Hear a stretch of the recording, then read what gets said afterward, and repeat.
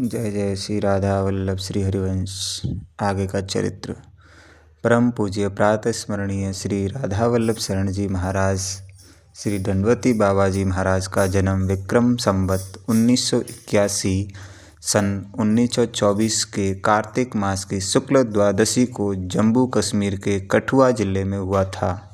श्रीमद् भागवत में स्मैंतक मणि की घटना का जो वर्णन किया गया है उसके अंतर्गत मणि को खोजते हुए यहाँ भगवान श्री कृष्ण इसी कठुआ क्षेत्र में आए थे। यहाँ जाम्बवान से उनका युद्ध हुआ था। महाभारत के अनुसार पांडवों ने वनवास का कुछ समय इसी क्षेत्र में व्यतीत किया था। वहाँ पांडवों के आगमन के अनेक स्मृति स्नेह बताए जाते हैं। कठुआ में प्राकृतिक सौंदर्य की मनोहर चटाएं दिखाई पड़ती हैं। ऊंची पहाड़ियाँ और उनके मध्य में बहते हुए जल प्रवाह जिनका कलकल शब्द दर्शकों को ध्यान बरबस अपनी ओर खींच लेता है। कठुआ जिले में एक बिलावर नाम की तहसील है। ये भी एक पहाड़ी क्षेत्र है। बिलावर तहसील के अंतर्गत चिंजी मकवाल नाम के 2 गांव हैं। ये दोनों गांव आस-पास हैं। भौगोलिक निकटता और वहाँ के निवासियों के तादात्म्य आदि के कारणों से इन दोनों गांवों का नाम एक साथ लिया जाता है। चिंजी पहाड़ी के ऊपर बसा गांव है जबकि मकवाल की बस्ती मैदानी भूमि पर है। दोनों की दूरी 500 मीटर से अधिक नहीं है। ब्रिटिश शासन काल में श्री नंदलाल नाम के एक व्यक्ति सिंजी मकवाल में सपरिवार निवास करते थे। श्री नंदलाल उस समय सेना में पदाधिकारी थे। उनकी कर्तव्यपरायणता एवं शौर्य के कारण उन्हें शासन की ओर से अनेक आर्थिक एवं अन्य सुविधाएं प्राप्त थी। सिंजी में निवास करते हुए उन्होंने नीचे मकवाल के बाजार में एवं बस्ती से बाहर कृषि क्षेत्र में काफ़ी भूभाग क्रय कर लिया था। उस समय मकवाल की जनसंख्या 2000 से भी कम थी, जबकि सिंजी तो उनसे भी छोटी पहाड़ी बस्ती ही थी। श्री नंदलाल जी के पुत्र थे श्री मणिराम जी। इन्होंने पिता के पश्चात कृषि कार्यों की ओर ही विशेष ध्यान दिया। मकवाल के बाजारों में इनकी 2 दुकानें थीं, एक किराने की और दूसरी हलवाई की। श्री मणिराम जी की पत्नी का नाम कृष्णा देवी था। कृष्णा देवी अतिशय धार्मिक प्रवृत्ति की थी। घर में श्री ठाकुर श्री शालिग्राम जी की सेवा पूजा थी, जिससे ये भाव पूर्वक किया करती थी। श्री मणिराम जी व कृष्णा देवी की 5 संतानें हुई।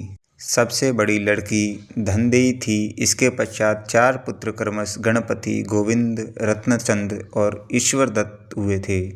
मणिराम जी की तीसरी संतान गोविंद ही आगे चलकर विरक्त जीवन स्वीकार करने से परम पूज्य बाबा श्री राधा वल्लभ शरण जी के नाम से प्रसिद्ध हुए।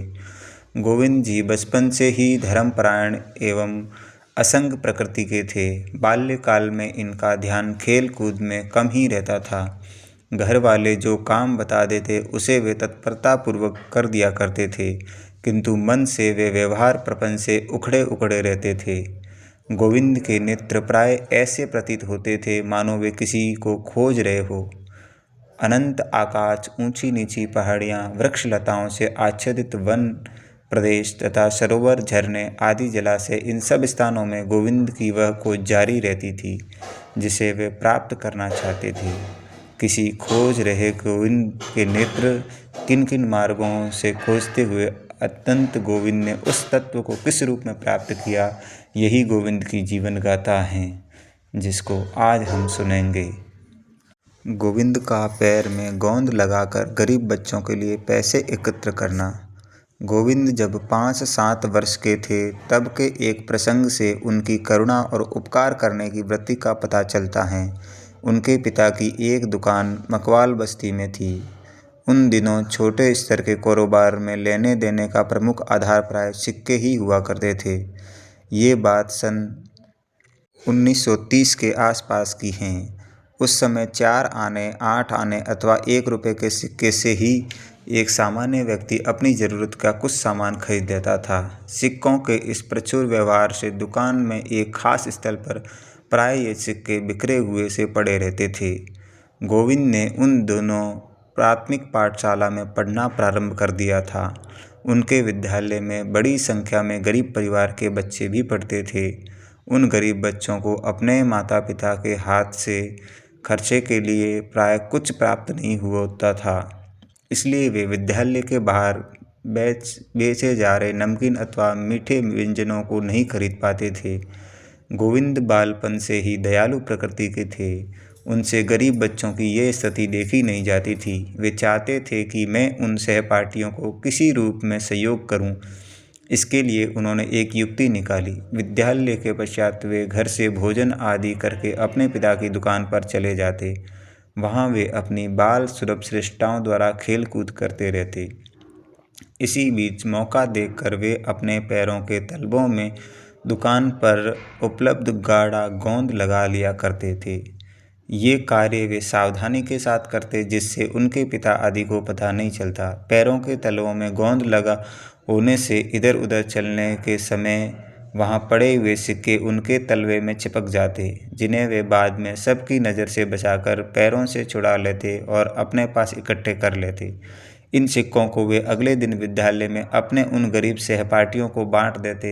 इस प्रकार वे बच्चों भी रुचि के अनुसार खाने की वस्तुएं खरीदकर आनंदित होते। गरीब बालकों को भी इस प्रकार आनंदपूर्वक खाते देखकर गोविंद अपने मन में प्रसन्नता एवं संतोष अनुभव करते थे। मनुष्य के स्वभाव की मूल प्रवृत्तियाँ जिसके आधार पर उसके समग्र व्यक्तित्व का गठन होता है, उन्हें उसके बचपन की क्रियाओं में देखा जा सकता है। दया, क्षमा, परोपकार, सेवा आदि जिन उदात्त गुणों के दर्शन गोविंद के जीवन में बड़े होने पर दिखाई दिया, सत्पुरुषों के ये दुर्लभ गुण बालपन से ही उनमें किसी रूप में विद्यमान थे। उनका दिग्दर्शन इस घटना से होता है।